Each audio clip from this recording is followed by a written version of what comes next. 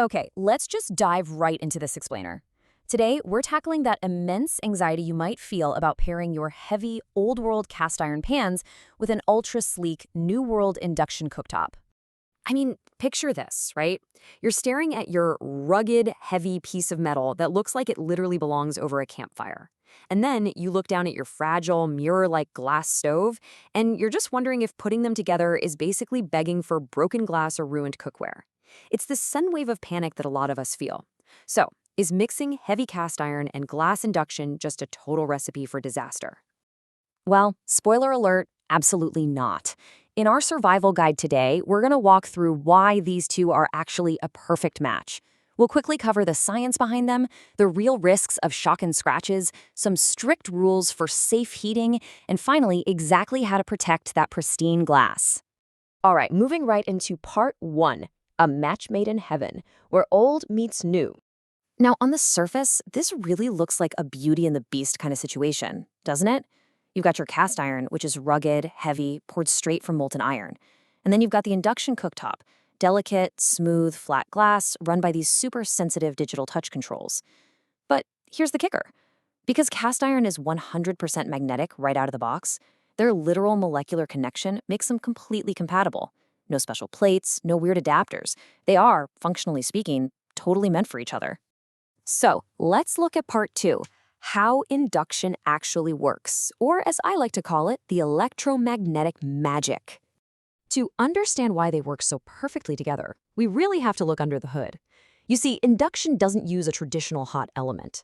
Instead, it uses these copper coils beneath the glass to pass an electric current, which creates a crazy powerful electromagnetic field.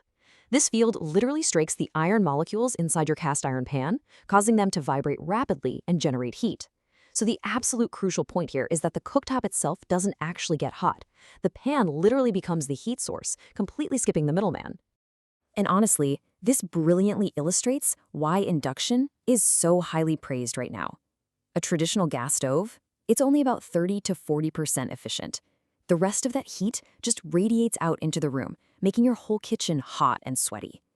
But an induction cooktop is 80 to 90% efficient. It heats up lightning fast and transfers energy directly into your cookware, keeping your kitchen significantly cooler. It's a real game changer. Moving on to part three, the risks, shock and scratches, basically where friction happens. Of course, no relationship is totally without its friction, right? So we need to identify the fastest ways you could absolutely ruin your premium gear. There are three major risks here. First up, dragging. If you drag your rough pan across the stove, you're going to cause micro scratches on that beautiful mirror finish. Second, dropping it. Do that and you can instantly shatter the spaceship control panel. But the third risk, extreme temperature changes, well, that's the silent killer for your heavy cookware. And this brings us to thermal shock. This is massive internal stress caused when metal tries to change temperature unevenly. If you dive into the cookware manuals, they emphasize this heavily. Your indestructible cast iron is in very real danger of crazing its enamel or even cracking right down the middle if it's subjected to extreme temperature jumps. Blasting a cold pan with maximum induction heat or running cold water over hot iron, that creates stress the metal simply cannot handle. Which leads perfectly into part four, rules for safe heating, where patience is key. To avoid that dreaded thermal shock we just talked about, patience is absolutely crucial. The gradual preheat method is going to be your new best friend. First, start on a low heat, around a setting of 3 or 4, and just let it sit for 3 to 5 minutes. Second, make sure a drop of oil, fat, or water is in the pan before heating. This totally prevents damage from overheating. And third, slowly step up the temperature to a medium setting for your actual cooking. Never, ever crank it straight to high right out of the gate. You know, tracking your temperature with an infrared thermometer is an absolutely fantastic kitchen hack for this. You really need to keep the pot below 500 degrees Fahrenheit, or else the cast iron base metal will thermally expand way too much for the enamel to maintain its structure. But as long as the outside bottom of the pot stays under that 500-degree mark, you're golden. Because cast iron retains heat so incredibly well, medium or low settings are typically all you need to achieve the absolute perfect sear. High heat is totally unnecessary and, frankly, quite dangerous. So please, remember these strict rules. Never use the boost setting with enameled cast iron. Never heat an empty pan. Never put cold food or liquids into a blazing hot pot. And only use high heat when you're boiling water or reducing a large volume of liquid. Got it? Awesome. Okay, let's wrap up with part 5. Protecting your glass cooktop, smooth surfaces, and smart hacks.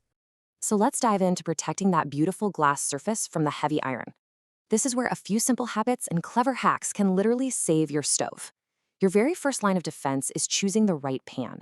Opting for premium enameled cast iron, like a stunning black Staub cocotte, provides a sleek glass-like coating. This finish is much smoother than bare iron, which significantly reduces the risk of scratching the glass, all while still giving you that fantastic heat retention. And when you do need to move your heavy cookware around, grip those beautiful knurled metal T-bar handles tightly and make absolutely sure you always lift the pot directly upward rather than sliding it. Dragging the pan is exactly how you ruin that fragile cooking surface. So repeat after me. Lift, never slide. Now here is a truly surprising fact. You might think that placing a thick, protective silicone mat right under your pan would completely ruin the cooking efficiency, right? Well, actually, scratch that. A heavy-duty mat delays a pot of boiling water by literally 2 seconds compared to bare glass. Just 2 seconds.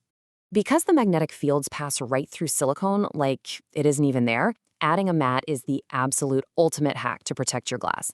It stops the pan from sliding around, it completely prevents glass scratches, and it even dampens those subtle vibrating noises induction hobs can sometimes make. Just make sure it is 100% food-grade silicone rated for over 450 degrees Fahrenheit. Oh, and it must contain absolutely zero metallic threads or glitter, because that will totally disrupt the magnetic field. Finally, when the cooking is all done, remember that thermal shock works both ways. Let the pan cool down naturally on the stove for about 20 to 30 minutes before washing it. And hey, if you happen to find a minor glass scratch on the stove afterward, don't panic. A simple paste made of baking soda and white vinegar acts as a mild abrasive. Just buff it gently with a microfiber cloth and it will safely smooth that scratch right out. So, the takeaway here? Cast iron is definitely not fragile, and neither is your high-tech induction stove. By bridging the gap between old-world iron and new-world technology, with just a little patience and respect, you get the absolute best of both worlds. Unbeatable searing heat and precise control. So are you ready to heat up that skillet, treat it right, and see the magic for yourself?